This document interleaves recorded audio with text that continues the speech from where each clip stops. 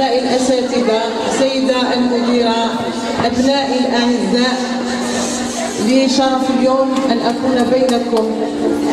لقد زرعنا حبا وعلما وأخلاقا لنحصد اليوم نجاحا وتفوقا.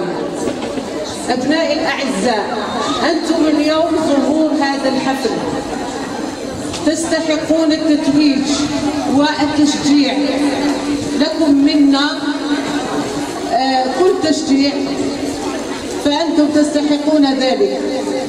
اليوم نحتفل بكم نتيجة لجهود مبذولة طيلة أعوام.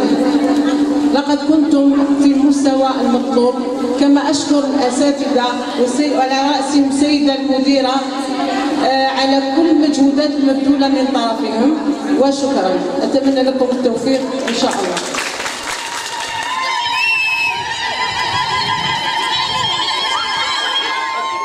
اللهم صل وسلم على سيدنا محمد. أحييكم تحية الإسلام وأقول السلام عليكم. أود أن أشكر أولا الطاقم التربوي والإداري للمدرسة على هذه الاستضافة وعلى المجهودات المبذولة خلال السنة. بالنسبة لأبنائنا أقول لهم بأن هذه السنة كانت سنة مميزة، خضتم ثمارها باجتهاد وتميز، فلكم التفوق والنجاح. مزيد من التألق في مشوارهم، وأتمنى أيضا أن ذكرياتهم الجميلة تبقى دائما راسخة في عقولهم وقلوبهم. تمنياتي لكم بالتوفيق. شكرا.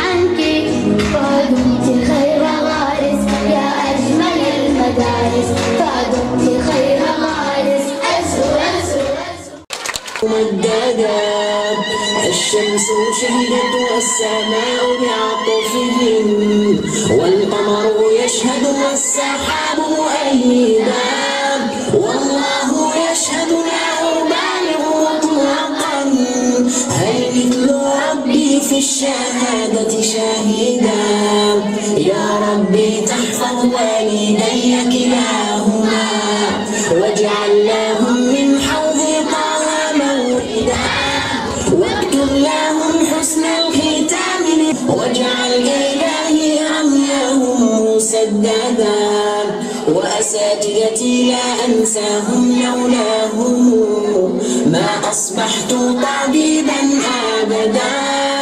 باركهم وارضيهم واجزيهم، كلهم عنا واحدا واحدا. حبي إليهم لا